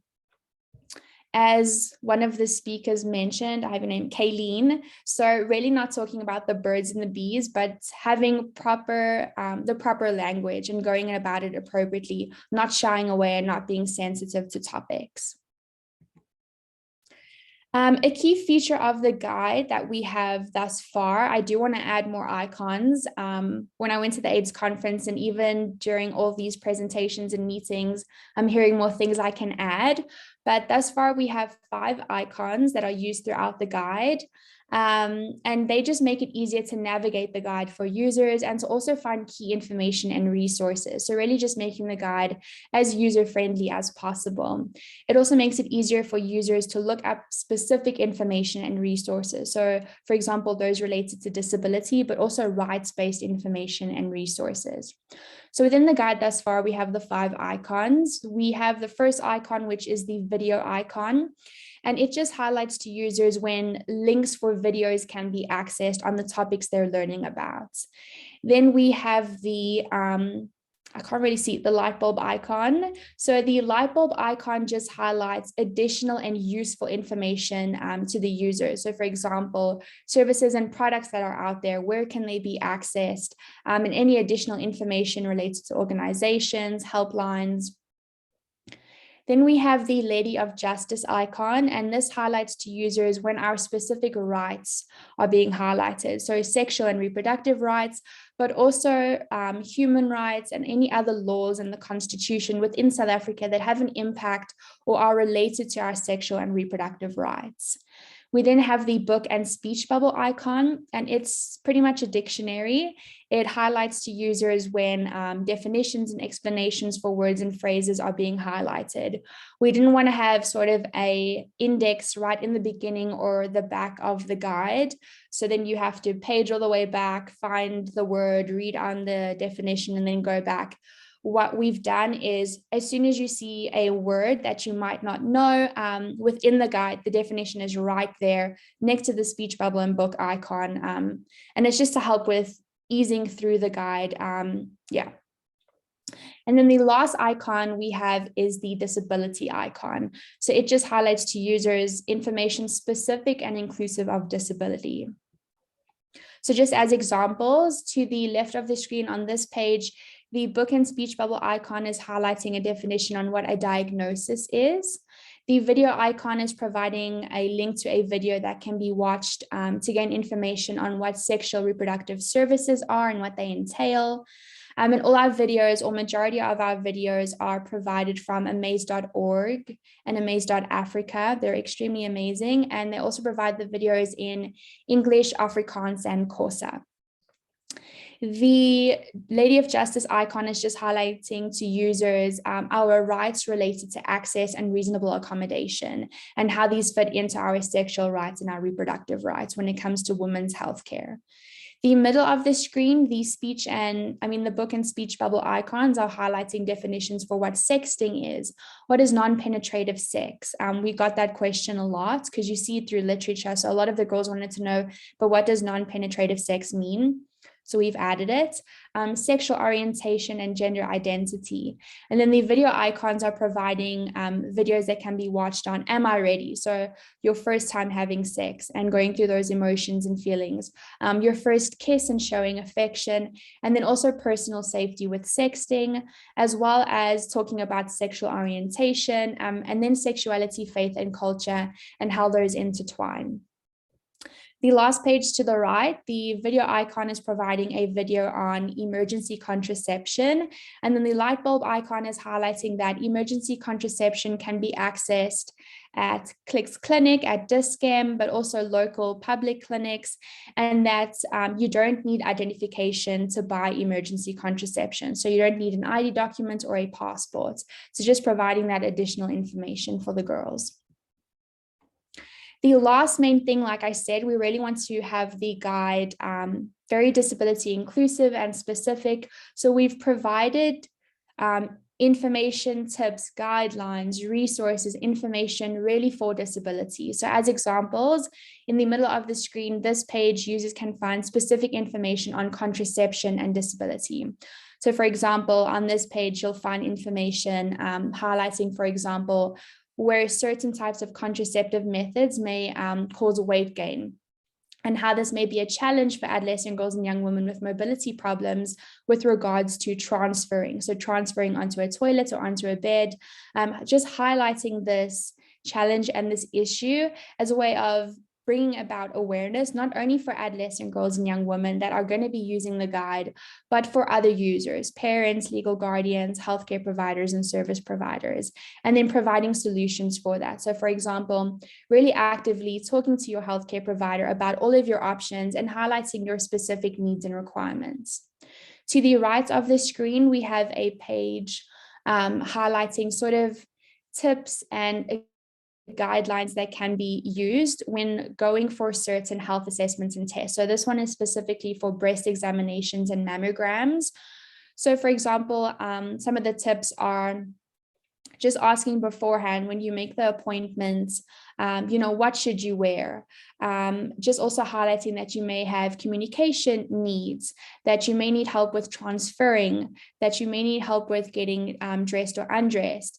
Or for example, just asking if you can have a longer appointment time, as we're seeing appointment times are quite short for people without disabilities. It's quite easy, you're 30 minutes in, out. But for a person with a disability where you have additional needs and requirements, you may need an extended time.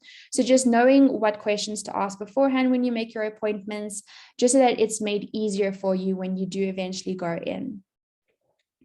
More examples. So to the left of the screen, this is just specifically providing ideas and suggestions for adolescent girls and young women with certain types of disabilities. So for example, emotional, developmental, and intellectual, we're navigating and sort of understanding certain health assessments, tests, and procedures might be difficult, and where that can bring about distress and anxiety. So providing ideas on how do we minimize or alleviate as much distress and anxiety we can when going for these certain health assessments. And for example, on this page, some of the examples is booking appointments on less busy days when there's not a lot of people, there's not a lot of things and noise going on. Having healthcare providers show adolescent girls and young women with disabilities where the offices are, where the operation room, explaining step by step and very calmly and being patient about it, what's going to happen during the procedure, what can they expect. The middle of the screen, we have information on period hygiene and disability. So again, for example, you'll find information here explaining or raising awareness on how adolescent girls and young women with mobility problems or spasticity problems may have challenges in maintaining period hygiene, highlighting that. And then the next few pages, how do we go about maintaining period hygiene? What is period hygiene? And then the last page to the right is pelvic examinations and disability. So again, An example, adolescent girls and young women with mobility and spasticity problems.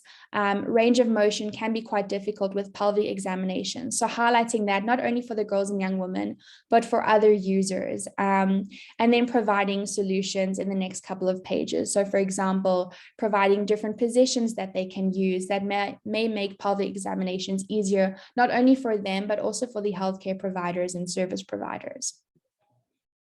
So the final thoughts, lessons learned and steps for the future. Our final thoughts regarding the guide, even though it's still in the development and review phase, we are extremely excited about it.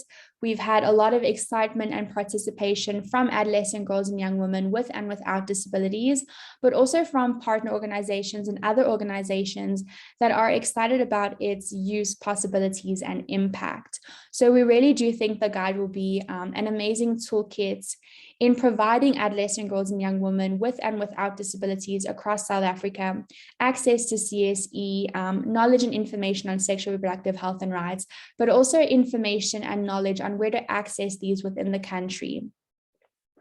And then regarding our two-prong approach to its use, we really do believe that will provide for a wider reach and impact regarding its effects and impacts on adolescent girls and young women.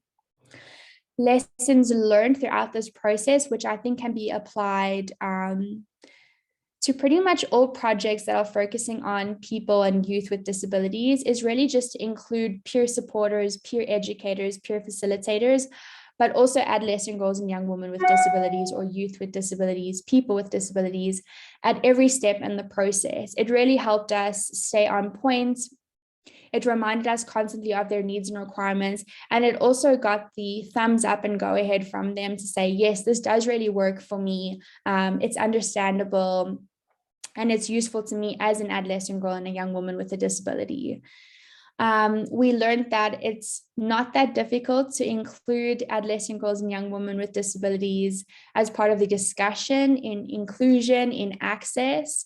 I know that it is quite a challenge or viewed as a challenge. As soon as other organizations and people see, people with disabilities, they're like, oh, that's going to be a challenge. I don't know how I'm going to fit them into my project or into my research. So I'd rather just exclude them.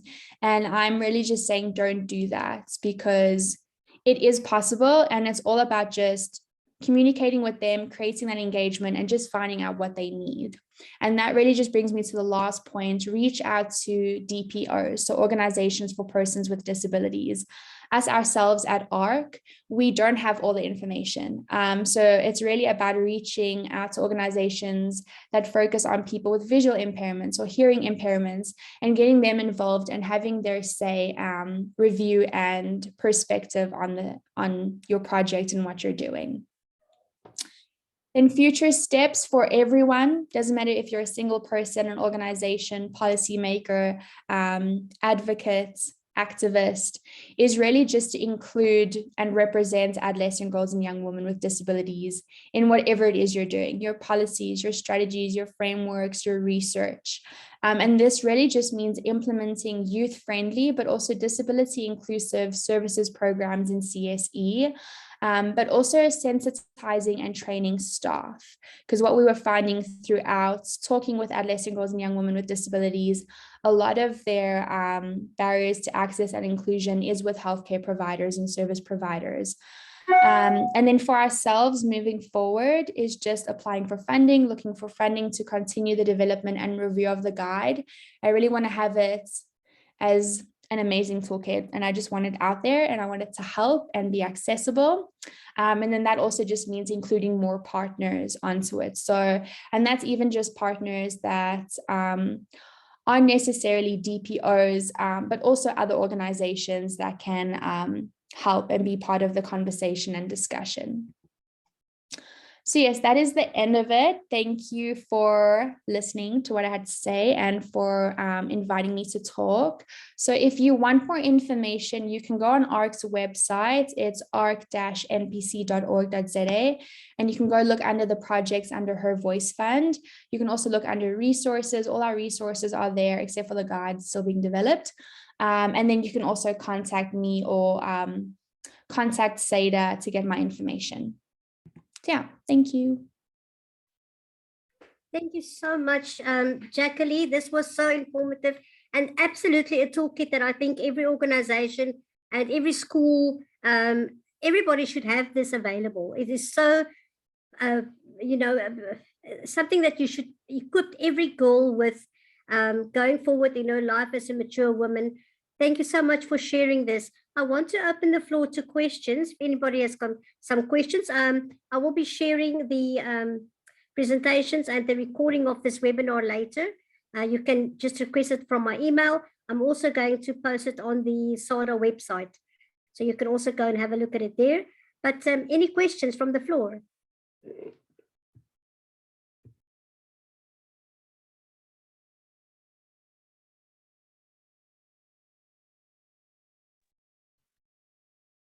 I think, Jacqueline, they are stunned and amazed at all this information that they got this morning. Does anybody have a question? I would actually like to just comment from my side.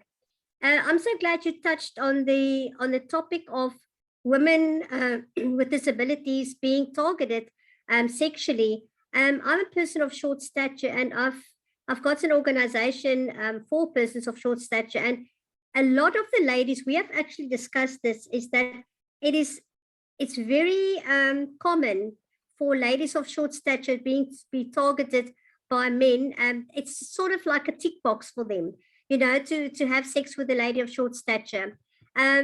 It's really sad and it's really sick in actually, to my view, but it is happening. And I think persons with albinism is experiencing the same. You're muted. You are muted. Yeah, sorry, I saw.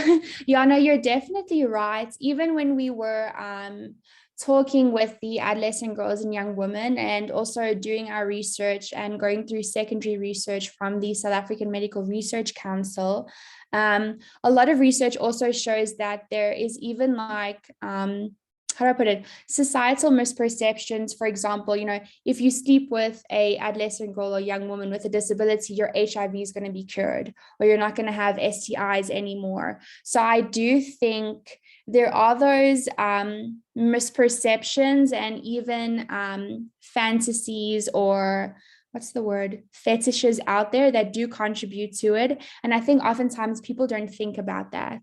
And the second thing is they don't think about the fact that a lot of youth and people with disabilities are vulnerable. Some of their disabilities, they can't speak up, they can't communicate properly.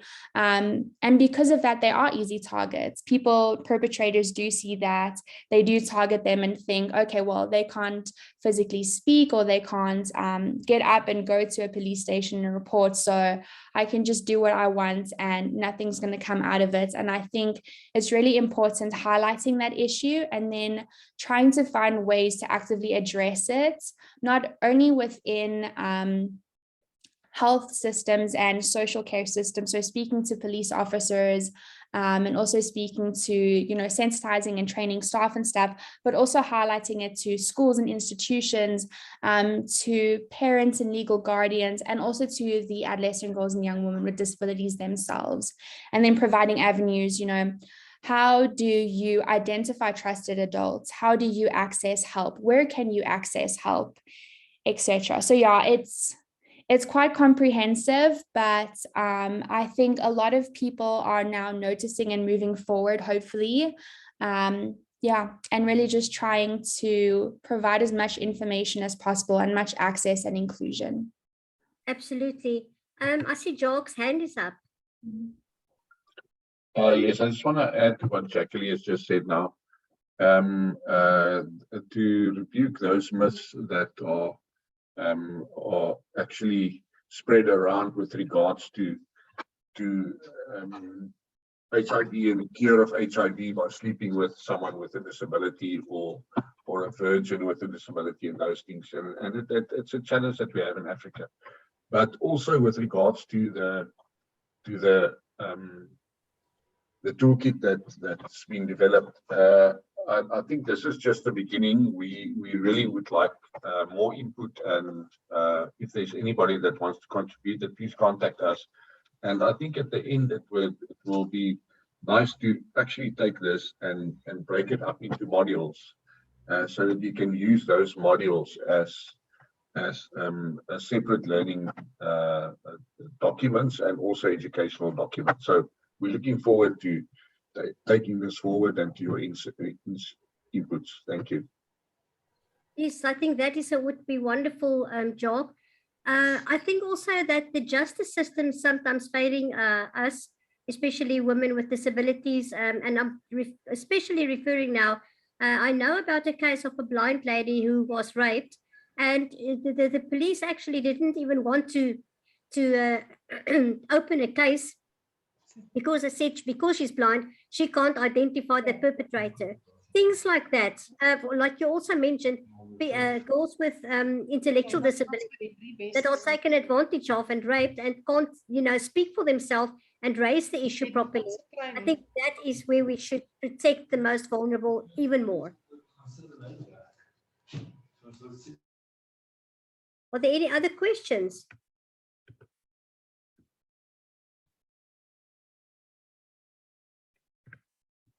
I've got a couple of email addresses here in the chat that I will send the recording to. I think we have run out of time. So if there aren't any other questions, let me just conclude to say thank you so much for our three presenters, Jacqueline Kashula, Dr. Joel Lloyd, and Kylene Christensen for being available this morning to help us and to share their amazing volume of knowledge with us, and making it so practical and user-friendly and stuff that we can really use in practice to assist all our girls and young ladies with disabilities. Thank you so much for joining this presentation this morning, and have a wonderful weekend.